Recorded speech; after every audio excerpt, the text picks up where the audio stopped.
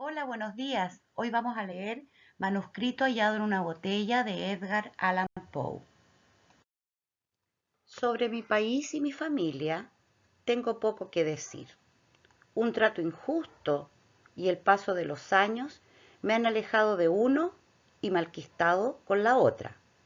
Mi patrimonio me permitió recibir una educación poco común y una inclinación contemplativa permitió que convirtiera en metódicos los conocimientos diligentemente adquiridos en tempranos estudios.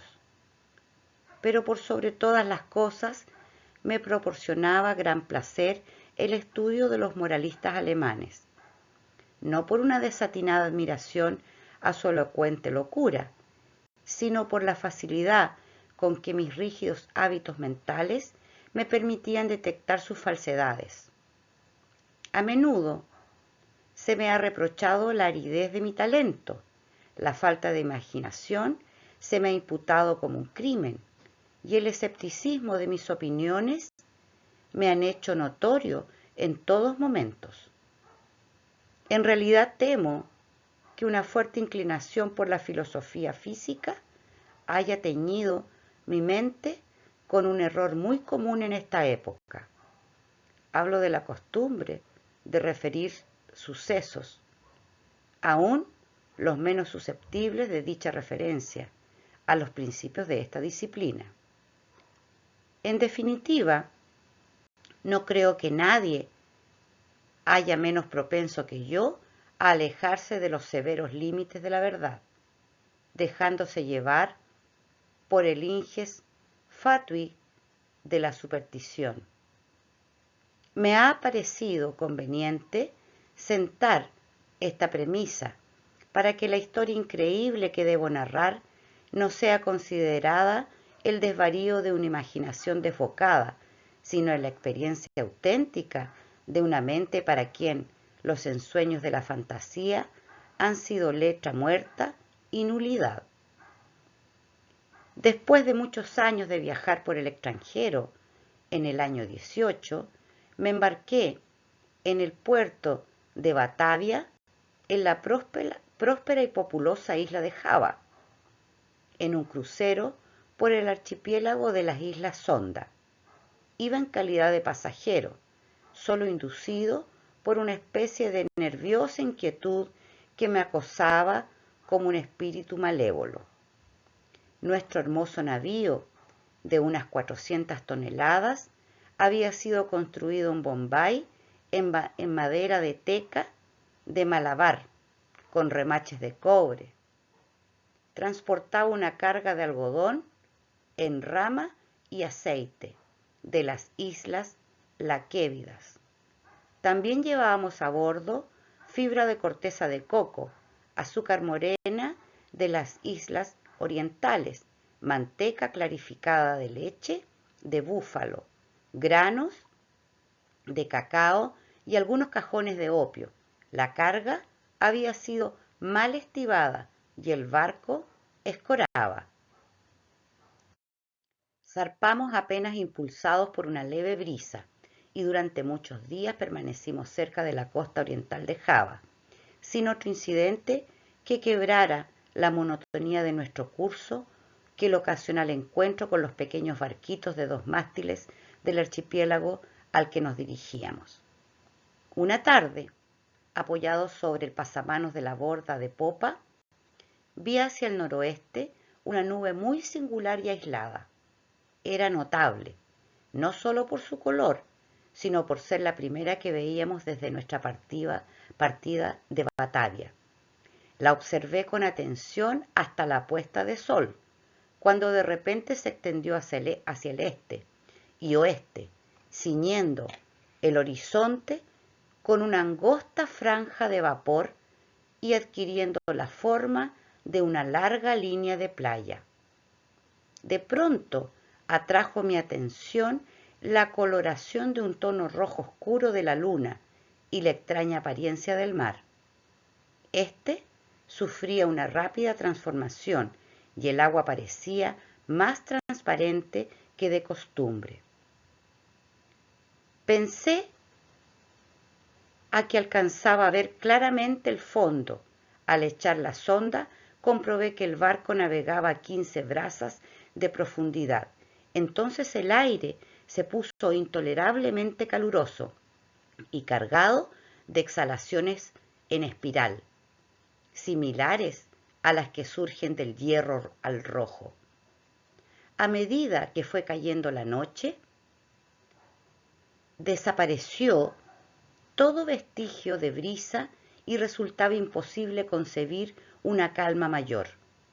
Sobre la toldilla ardía la llama de una vela sin el más imperceptible movimiento, y un largo cabello, sostenido entre dos dedos, colgaba sin que se advirtiera la menor vibración. Sin embargo, el capitán dijo que no percibía indicación alguna de peligro, pero como navegábamos a la deriva en dirección a la costa, ordenó arriar las velas y echar el ancla.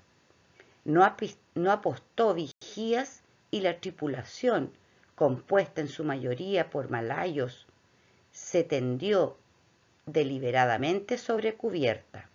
Yo bajé sobrecogido por un mal presentimiento. En verdad, todas las apariencias me advertían la inminente de un simoún. Transmití mis temores al capitán, pero él no prestó atención a mis palabras y se alejó sin dignarse a responderme. Sin embargo, mi inquietud me impedía dormir y alrededor de medianoche subí a cubierta.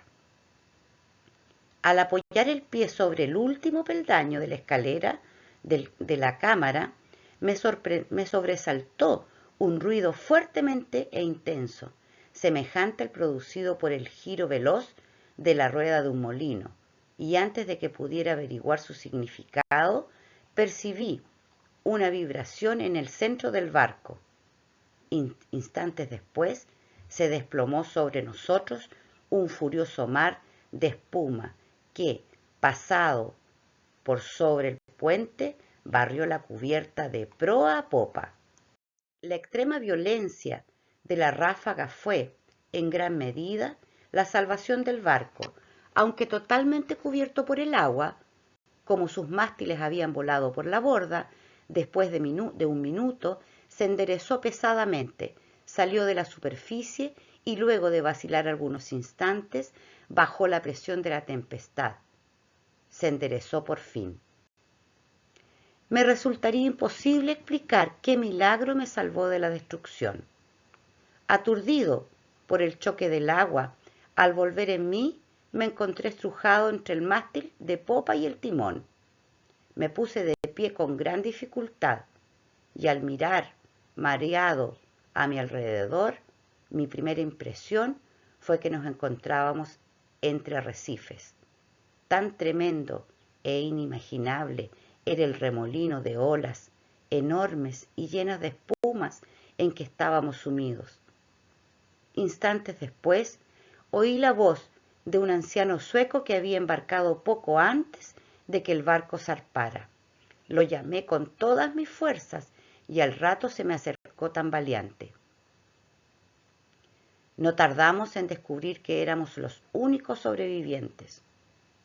Con excepción de nosotros, las olas acababan de barrer con todo lo que se hallaba en cubierta. El capitán y los oficiales debían haber muerto mientras dormía, porque los camarotes estaban totalmente anegados. Sin ayuda era poco lo que podíamos hacer por la seguridad del barco, y nos paralizó la convicción de que no tardaríamos en zozobrar. Por cierto, que el primer embate del huracán destrozó el cable del ancla, porque de no ser así, nos habríamos hundido instantáneamente. Navegábamos a una velocidad tremenda y las olas rompían sobre nosotros. El maderramen de popa estaba hecho añicos y todo el barco había sufrido gravísimas averías, pero comprobamos con júbilo que las bombas no estaban atascadas y que el lastre no parecía haberse descentrado. La primera ráfaga había amainado y la violencia del viento ya no entrañaba gran peligro, pero la posibilidad de que cesara por completo nos aterrorizaba, convencidos de que, en medio del oleaje siguiente, sin duda moriríamos. Pero no parecía probable que el justificado temor se convirtiera en una pronta realidad. Durante 5 días y noches completos, en los cuales nuestro único alimento consistió en una pequeña cantidad de melaza que trabajosamente logramos procurarnos en el castillo de proa. La carcasa del barco avanzó a una velocidad imposible de calcular, impulsada por sucesivas ráfagas que, sin igualar la violencia del primitivo simoún, eran más aterrorizantes que cualquiera otra tempestad vivida por mí en el pasado, con pequeñas variantes. Durante los primeros 4 días nuestro curso fue sudeste y debimos haber costeado nuestra Nueva Holanda. Al 5.º día el frío era intenso, pese a que el viento había girado un punto hacia el norte. El sol nacía con una enfermiza coloración amarillenta y trepaba apenas unos grados sobre el horizonte, sin irradiar una decidida luminosidad. No había nubes a la vista y sin embargo el viento arreciaba y soplaba con furia desparejada y regular. Alrededor del mediodía aproximadamente, porque solo podíamos adivinar la hora, y volvió a llamarnos la atención la apariencia del sol. No irradiaba lo que con propiedad podíamos llamar luz, sino un resplandor opaco y lúgubre, sin reflejos, como si todos sus rayos estuvieran polarizados. Justo antes de hundirse en el mar, turgente su fuego central se apagó de modo abrupto. Como por obra de un poder inexplicable, quedó solo reducido a un aro plateado y pálido que se sumergía deprisa en el mar insondable. Esperamos en vano la llegada del 6.º día, ese día que para mí no ha llegado y que para el sueco no llegó nunca. A partir de aquel momento quedamos sumidos en una profunda oscuridad, a tal punto que no hubiéramos podido ver un objeto a 20 pasos del barco. La noche eterna continuó envolviéndonos, ni siquiera atenuada por la fosforescencia brillante del mar, a la que nos habíamos acostumbrado en los trópicos. También observamos que, aunque la tempestad continuaba rugiendo con interminable violencia, ya no conservaba su apariencia habitual de olas ni de espumas con las que antes nos envolvía. A nuestro alrededor todo era espanto, profunda oscuridad y un negro y sofocante desierto de ébano. Un terror supersticioso fue creciendo en el espíritu del viejo sueco, y mi propia alma estaba envuelta en un silencioso asombro. Abandonarnos todo intento de atender el barco por considerarlo inútil, y nos aseguramos lo mejor posible a la base del palo de la mesana, clavando con amargura la mirada en el océano inmenso. No habría manera de calcular el tiempo ni de prever nuestra posición. Sin embargo, teníamos plena conciencia de haber avanzado más hacia el sur que cualquier otro navegante anterior. Y nos asombró no encontrar los habituales impedimentos de hielo. Mientras tanto, cada instante amenazaba con ser el último de nuestras vidas. Olas enormes, como montañas, se precipitaban para batirnos. El oleaje sobrepasaba todo lo que yo hubiera imaginado, y fue un milagro que no zozobráramos instantáneamente. Mi acompañante hablaba de la liviandad de nuestro cargamento y me recordaba las excelentes cualidades de nuestro barco.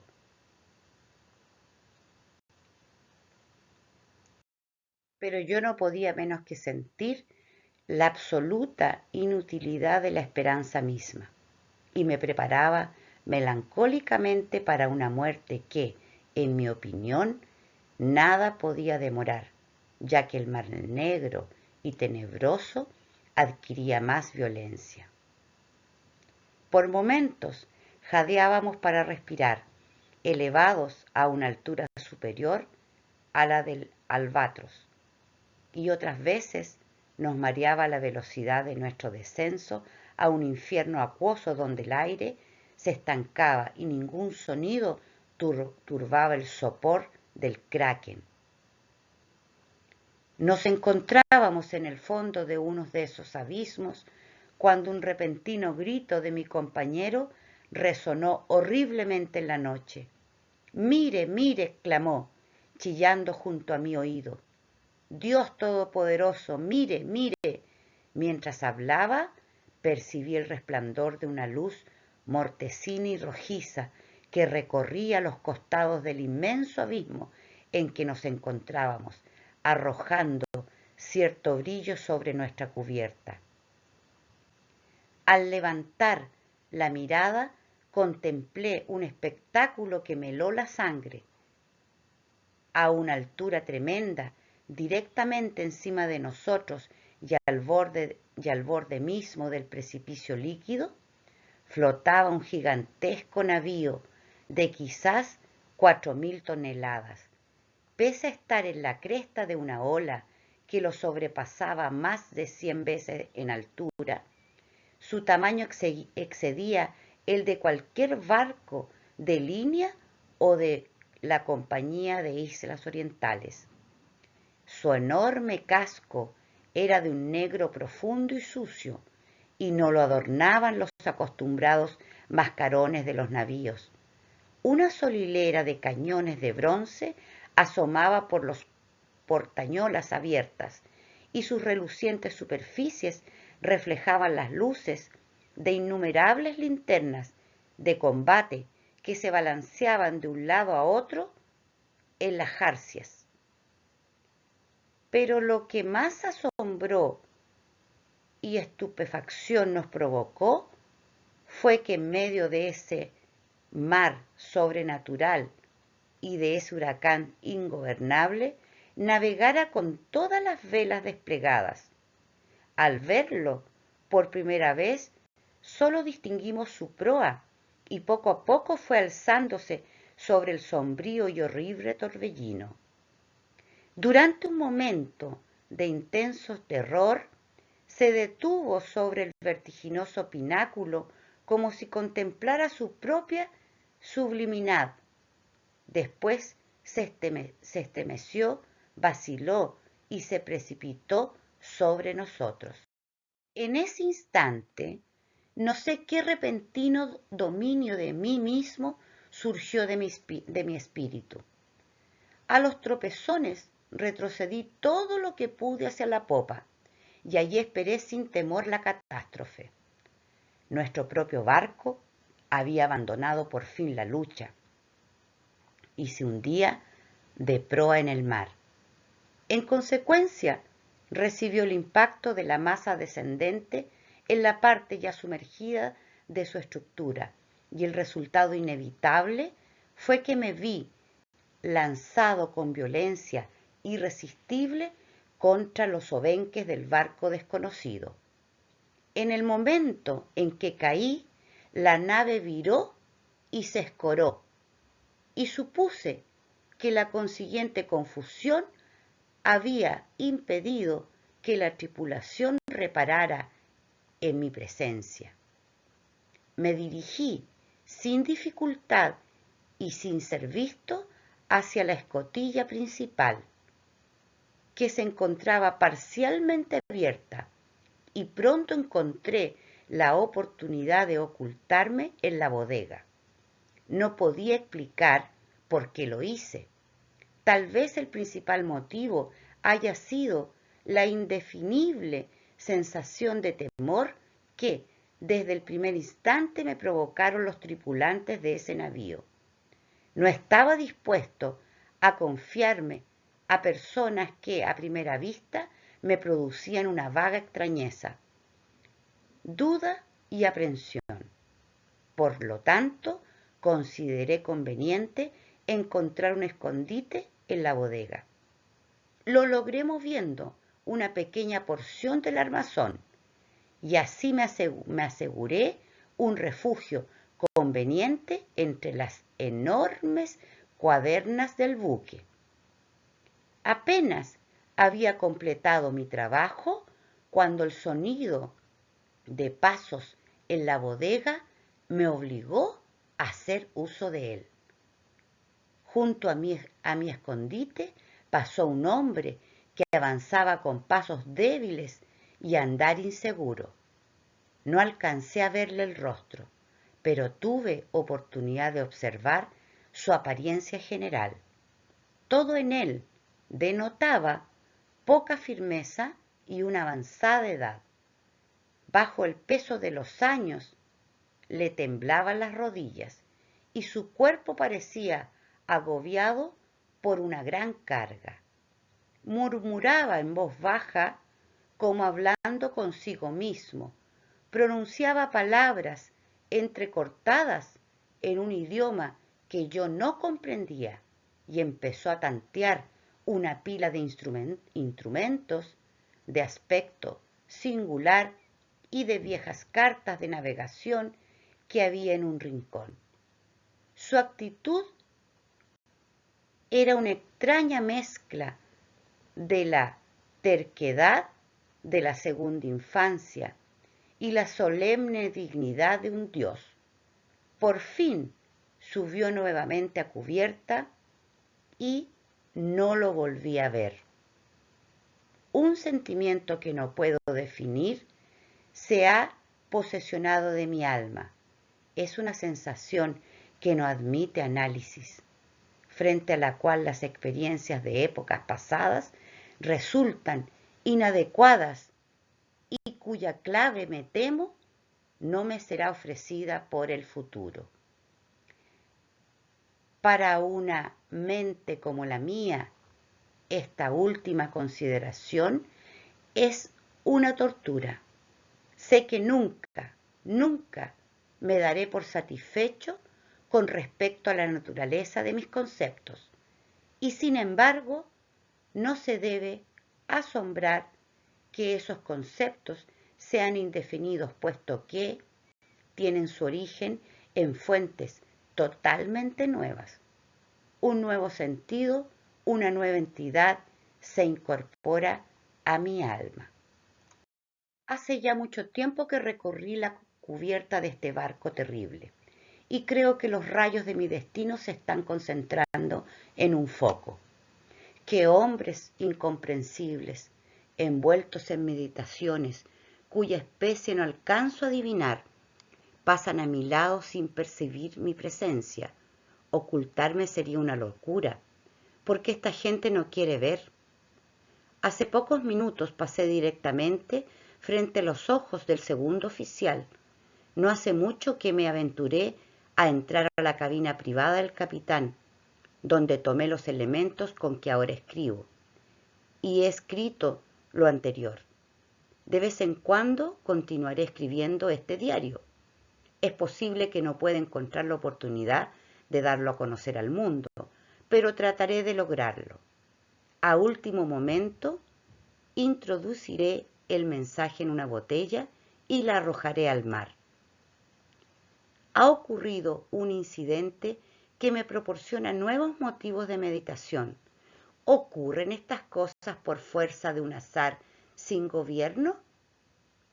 Me había aventurado a cubierta donde estaba tendido, sin llamar la atención, entre una pila de flechaduras y de viejas velas, en el fondo de una balandra, mientras meditaba en lo singular de mi destino.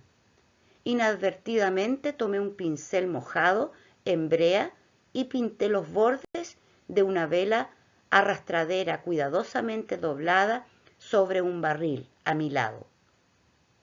La vela ha sido izada y las marcas irreflexivas que hice con el pincel se despliegan formando la palabra descubrimiento. Últimamente he hecho muchas observaciones sobre la estructura del navío. Aunque bien armado, no creo que sea un barco de guerra. Sus jarcias, construcción y equipo en general contradicen la superposición semejante. Alcanzo a percibir con facilidad lo que el navío no es, pero me temo no poder afirmar lo que es. Ignoro por qué, pero al observar su extraño modelo y la forma singular de sus mástiles, su enorme tamaño y su excesivo velamen, su proa severamente sencilla y su popa anticuada, de repente cruza por mi mente una sensación de cosas familiares, y con esas sombras imprecisas del recuerdo siempre se mezclan la memoria de viejas crónicas extranjeras y de épocas remotas.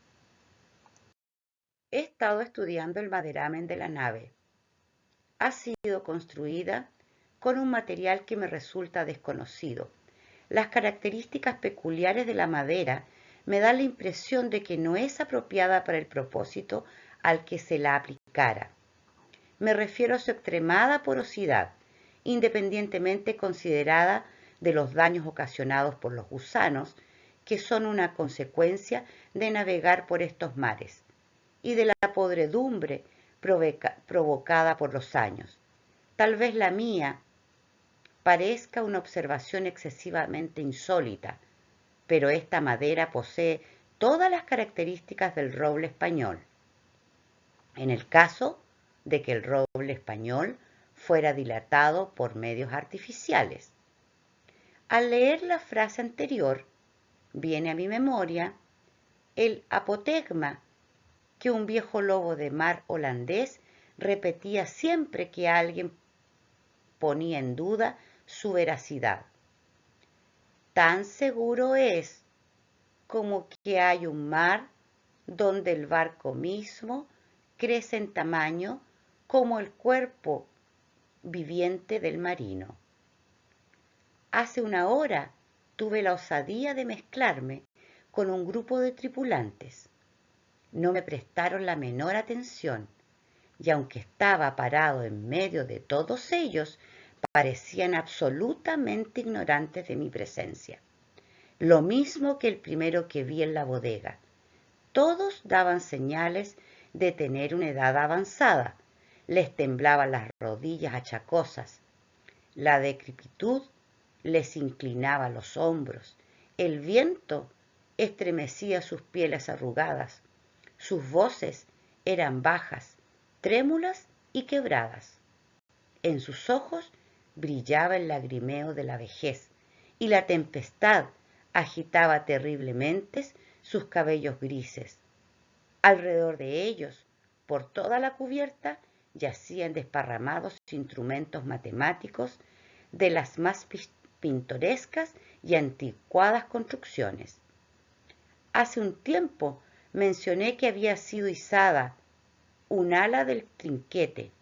Desde entonces, desbocado por el viento, el barco ha continuado su aterradora carrera hacia el sur, con todas las velas desplegadas desde la punta de los mástiles hasta los botalones inferiores, hundiendo a cada instante sus penoles en el más espantoso infierno de agua que pueda concebir la mente de un hombre.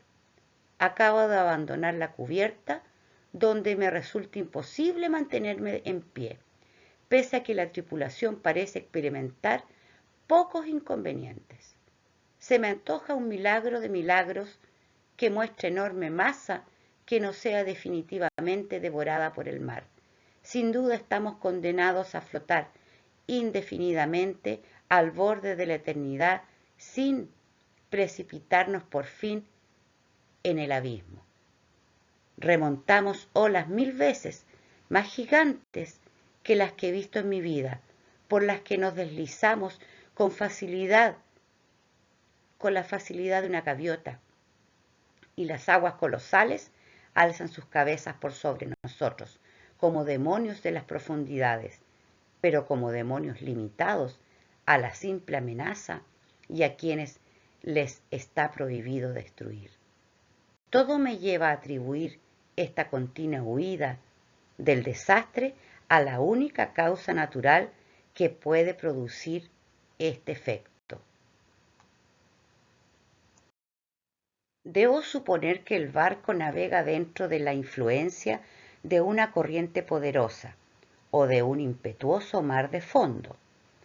He visto al capitán cara a cara, en su propia cabina, pero tal como esperaba, no me prestó la menor atención, aunque para un observador casual no hay en su apariencia nada que pueda diferenciarlo, en más o menos, de un hombre común. Al asombro con que lo contemplé se mezcló un sentimiento de incontenible reverencia y de respeto. Tiene aproximadamente mi estatura, es decir, 5 pies y 8 pulgadas. Su cuerpo es sólido y bien proporcionado, ni robusto ni particularmente notable en ningún sentido. Pero es la singularidad de la expresión que reina en su rostro, es la intensa, la maravillosa, la emocionada evidencia de una vejez tan absoluta, tan extrema, lo que excita mi espíritu en una sensación, un sentimiento inefable. Su frente, aunque poco arrugada, parece soportar el sello de una mirada de años. Sus cabellos grises son una historia del pasado y sus ojos, aún más grises, son sibilas del futuro. El piso de la cabina estaba cubierto de extraños pliegos de papel unidos entre sí por broches de hierros y de arruinados instrumentos científicos y obsoletas cartas de navegación en desuso. Con la cabeza apoyada en las manos, el capitán contemplaba con mirada inquieta un papel que supuse sería una concesión y que, en todo caso, llevaba la firma de un monarca. Murmuraba para sí, igual que el primer tripulante a quien vi en la bodega, sílabas obstinadas de un idioma extranjero, y aunque se encontraba muy cerca de mí, su voz parecía llegar a mis oídos desde una milla de distancia. El barco y todo su contenido está impregnado por el espíritu de la vejez. Los tripulantes se deslizan de aquí para allá como fantasmas de siglos ya enterrados. Sus miradas reflejan inquietud y ansiedad, y cuando el extraño resplandor de las linternas de combate ilumina sus dedos, siento lo que no he sentido nunca, pese a haber comerciado la vida entera en antigüedades y absorbido las sombras de columnas caídas en Baalbek, en Talmor y en Persépolis, hasta que mi propia alma se convirtió en una ruina. Al mirar a mi alrededor, me avergüenzan mis anteriores aprensiones.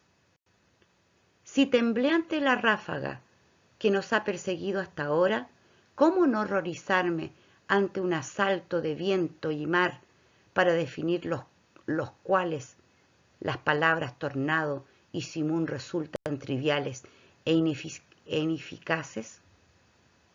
En la vecindad inmediata del navío reina la negrura de la noche eterna y un caos de agua sin espuma, pero aproximadamente a una legua a cada lado de nosotros alcanzan a verse oscuramente y a intervalos imponentes murallas de hielo que se alzan hacia el cielo desolado y que parecen las paredes del universo.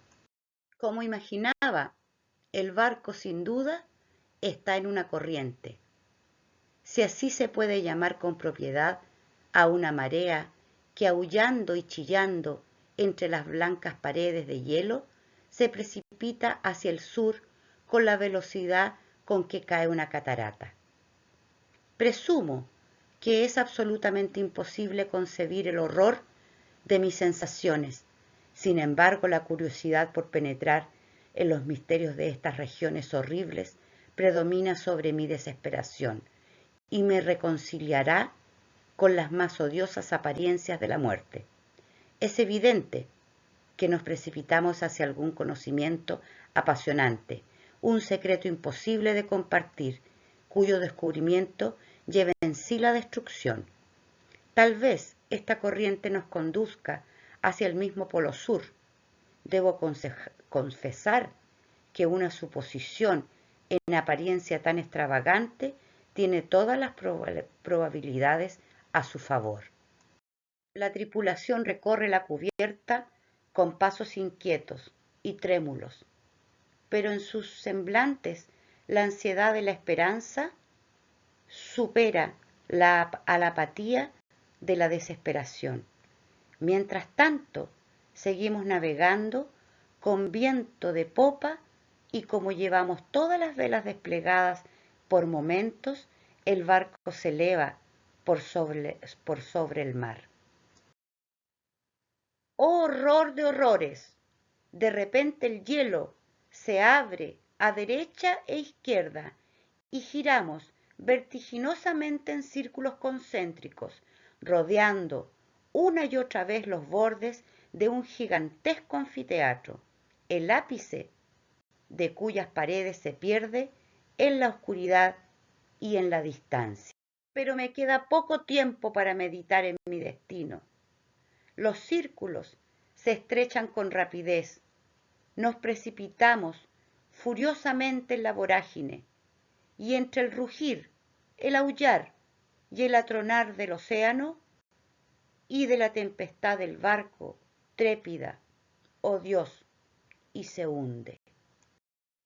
Hemos finalizado la lectura de Manuscrito hallado en una botella de Edgar Allan Poe. Si te gustó, danos un like y suscríbete.